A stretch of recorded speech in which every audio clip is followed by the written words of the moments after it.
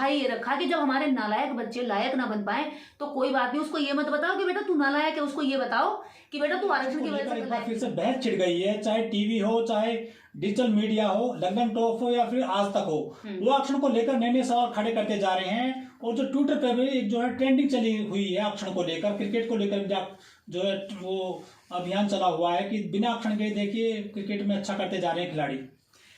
जो भी लोग ये चला रहे हैं ट्रेंड, जैसे सुधीर चौधरी है या और चित्रा त्रिपाठी और भी जो भी जातीय हिंसा के शिकार हैं या जातीय मानसिकता के शिकार हैं, ये वही लोग चला रहे हैं।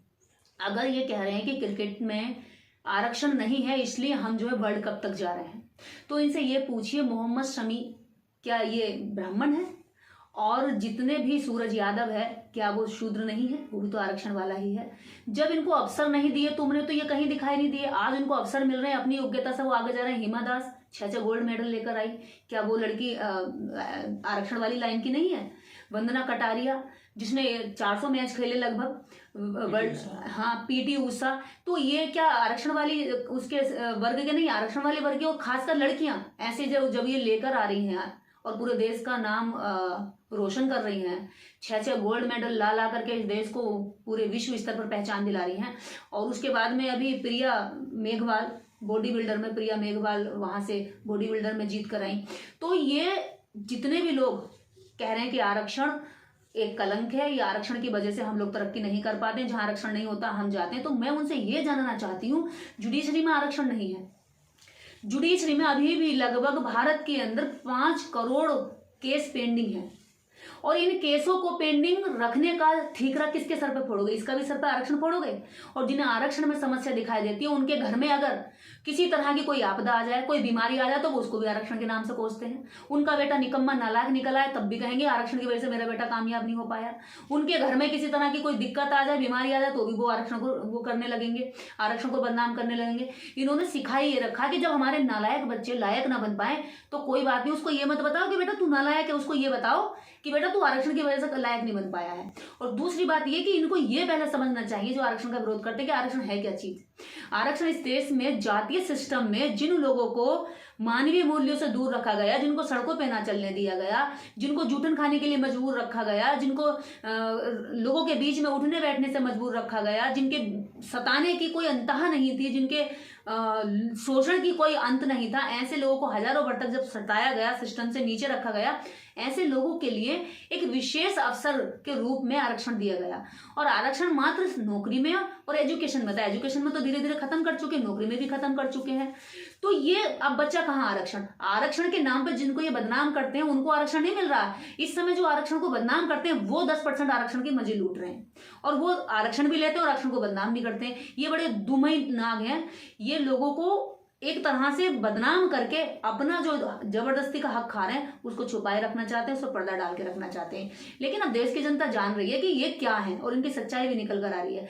और ये जैसे चौधरी, जो ये सुधीर चौधरी जैसे जो लोग हैं जो 40-40 लाख रुपए का पैकेज लेकर के केवल जातिवाद फैलाते हैं, ये खुद जाट जाति का है। और जाट जाति हरियाणा में और ये पंजाब में जाट जातियों का आंदोलन चल रहा है राष्ट्रीय स्तर पे, क्योंकि वो चाहते हैं कि उन्हें भी आरक्षण मिले और वो भी नौकरियों में जाए और ऊंचे पदों पर बैठे।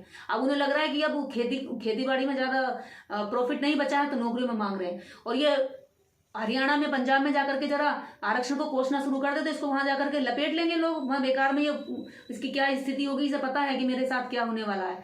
तो इसलिए ये लोग आरक्षण का बदनाम करके अपनी कमियों को छुपाना चाहते हैं। भारत में आज आरक्षण है तो इस भारत के अंदर आज इस देश में थोड़ी सी समानता दिखाई देती है। कुछ जो लोग जिनको सताया गया था वो कहीं कहीं अच्छे कपड़े लत्ते पहन करके नौकरियों में, स्कूलों में, कॉलेज में दिखाई देते हैं। अगर आरक्षण नहीं होता तो ये इनको कहीं भी नहीं आने देते, और यही इनके पेट में दर्द है कि जिनको हम आने नहीं देना चाहते तो उनको आरक्षण आने का मौका दे रहा है। जब टोक्यो ओलंपिक में टीम इंडिया हार गई थी हॉकी में, तो उत्तराखंड में वंदना कटारिया के घर पर जाकर के जातिवादी गुंडों ने पथराव किया था और खुशी मनाई थी कि इंडिया हार गई है वंदना कटारिया की वजह से। ये कौन लोग जो जाति का जो है दम लेकर घूम रहे हैं और दलितों के यहाँ पे जो है अपराध करके आ जाते हैं? ये वो लोग हैं जो इसी धर्म के लोग हैं, देखिए जो रिजर्वेशन है वो हिंदू धर्म के ही लोगों के लिए तो है, और हिंदू धर्म के ही लोग हिंदू धर्म के उन लोगों के आरक्षण का विरोध करते हैं जिनको वो कहते हैं कि सारे भाई एकजुट हो जाओ, हमारा हिंदू धर्म बहुत बड़ा है, हमारा सनातनी धर्म बहुत बड़ा है। जब एक भाई दूसरे भाई की थाली में रखी रोटी कोई और सोचे कि इसको फेंक दूं, इसको खराब कर दूंगी, उसके खाने में रेता डाल दूं, ये खा ही ना पाए, भूखा मर जाए, तो ऐसे लोग फिर कहते हैं कि हमारा सनातन बहुत ऊंचा है, ये सनातन संस्कार है, ये हिंदू संस्कार है, वासुदेवाय कुटुंबन के नारे लगाते हैं। तो वासुदेवाय कुटुंबम में क्या केवल ब्राह्मण आता है? क्या केवल ब्राह्मण के अधिकार आते हैं? क्या केवल ब्राह्मण का सम्मान आता है, बाकी लोगों का सम्मान नहीं आता? क्या केवल ब्राह्मण की श्रेष्ठता, ब्राह्मण के पूजनीयता आती है, या बाकी लोगों को कोई कहीं पर कदर नहीं है? जब ये यही हिंदू धर्म के लोग अपने ही हिंदू भाइयों के आरक्षण का विरोध करेंगे तो तुम हिंदू कैसे हो फिर? या तो तुम हिंदू नहीं हो, या तुम्हारी नजर में वो हिंदू नहीं है जिनके आरक्षण का तुम विरोध करते हो। आरक्षण किसको मिला गया? हिंदू सिस्टम के लोगों को तो मिला है आरक्षण। जिनको आरक्षण मिला है उनके रिलीजन के कॉलम में हिंदू लिखा होता है। अब रिलीजन के कॉलम में जब हिंदू लिखा है और जो आरक्षण का विरोध करते हैं उनके भी रिलीजन के कॉलम में हिंदू लिखा हुआ है, तो फिर क्या हुआ?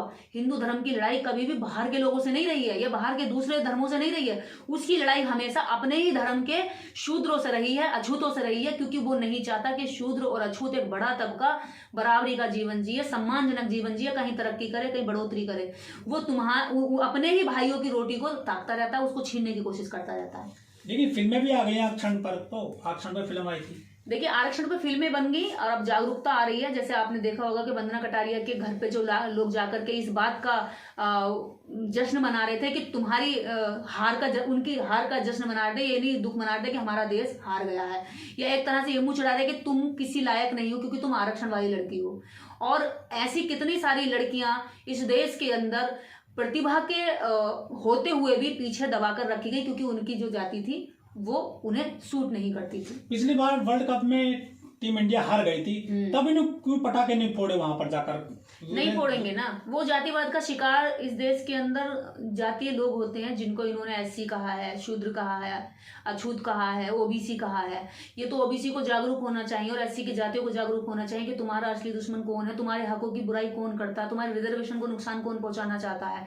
तुम्हारे हिंदू भाई तुम्हारे ही अधिकारों का अगर दुश्मन बना हुआ तो फिर उससे सवाल करो कि तू मेरा कैसा भाई है जो तू मेरे ही दुश्मनी बन रहा है, मेरे ही लिए तू रास्ते बंद कर रहा है। तो ये जो हिंदूवाद का जो ढोल है ये फटने लगा है, जो सनातन का ड्रामा है ये जल्दी जल्दी खुल के आ रहा है लोगों के सामने। और इनके जो हरकतें हैं, नीचता की हरकतें, वो आप ट्विटर पे, सोशल मीडिया पर दुनिया भर की देख लो कि बार बार जितने त्रिपाठी हैं, शर्मा है, दुबे हैं, इस तरह की जो प्रजातियों के लोग हैं ना, ये जो जातिवादी मानसिकता के जहर से पैर के नखून से लेकर सिर के बाल तक भरे होते हैं। बड़ा सवाल ये है निर्देश जी कि लोग कहते हैं कि मनुवादी सबसे आगे जा रहे हैं। जैसे कि हिंदुओं में ब्राह्मण है वो क्रिकेट में सब ज्यादा खेल रहे हैं, इसी तरह से जो मुस्लिम है उनमें भी जो पसमानदा तो कोई क्रिकेट में जा नहीं रहा है, लेकिन पठान है, ये शेख पठान, वही उनको जो है मौके मिल रहे हैं। जैसे पांड्या हो गए, दोनों सगे भाई जो है क्रिकेट में है इस टाइम, और वो पठान भी उनका भाई भी आ गया था।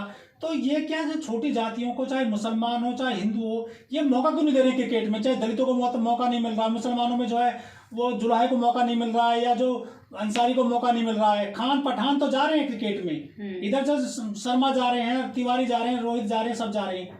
ये छोटी जाति को मौका क्यों नहीं दे रहे? क्या ये काबिल नहीं है? देखिए काबिलियत की कोई कमी नहीं है, कमी है तो भारत के अंदर मौके की। और काबिलियत की यदि कमी होती तो इस बात को बहुत पहले बाबा साहब डॉक्टर अम्बेडकर सिद्ध कर चुके हैं। जब कोल्हापुर के महाराज साहूजी महाराज ने उनको छात्रवृत्ति दी तो उन्होंने इस भारत को शिक्षित होकर के सबसे बड़ा ग्रंथ दिया जिससे आज हमारा भारत चलता है, हमारा देश चलता है, भारतीय संविधान। तो यहाँ अगर मौका मिला तो बाबा साहब अम्बेडकर ने सबके लिए लिखा, सबको बराबर लिखा, सबके लिए अच्छा लिखा। लेकिन जब इन्हें मौका मिलता है तो ये हमारा गला काटते हैं, ये एससी ओबीसी के गले काट करके अपने गले में हार पहनना चाहते हैं। उनके अधिकारों को बर्बाद करके वो अपने बच्चों के लिए अधिकार सुरक्षित करना चाहते हैं। वो ये नहीं चाहते कि देश तरक्की करे। उनके लिए ये बड़ी समस्या नहीं कि देश का नुकसान हो रहा है या समाज में हमारी फजीयत दुनिया भर में हो रही है कि हम आज के जमाने में भी कुछ लोगों को नीच मानते हैं। हम खुद को ये कहते हैं कि हम मुंह से पैदा हुए हैं और इसलिए हम बड़े हैं। मुंह से पैदा होने का सिस्टम आज तक कहीं भी ना तो ये फैक्ट है और ना ही ये साबित हुआ है। तो ये मुंह से पैदा होने वाले लोगों के अंदर दिमाग नहीं होता। मुंह से पैदा होने वाले लोग गाय के गोबर को पवित्र मानते हैं और एक व्यक्ति को अछूत मानते हैं। गाय के मूत्र को दवाई औषधि के रूप में इस्तेमाल करते हैं, लेकिन एक अछूत के छूने तक को जो है घृणा करते हैं, उससे नफरत करते हैं, बीमारी समझते हैं। तो ऐसे लोगों की सोच पर दया आती है, और ऐसे ही लोगों की वजह से आज देश गर्त में जा रहा, बर्बादी में जा रहा। जब तक देश की सत्ता में कोई ऐसा व्यक्ति ना बैठ जाए जो जातीयता का नाश करने वाला हो, जो ऐसा व्यक्ति ना बैठ जाए जो धर्मवाद की राजनीति ना करे, जातिवाद की राजनीति ना करे, तब तक इस देश के अंदर ऐसे एंकर एंकरानी, एक अंधभक्त को लो, अंधभक्त भी ऐसी बात करेगा आप तो समझा नहीं सकते, चाहे कितना भी आपके पास नॉलेज है, आप एक अंधभक्त को समझा नहीं सकते। ऐसे ही अंधभक्त, ऐसे ही गुलाम लोग आज मीडिया में बैठे हुए हैं, और वही गुलाम और अंधभक्त लोग बाकी लोगों को अंधभक्त बनाने के लिए पूरा प्रोपेगेंडा जारी रखे।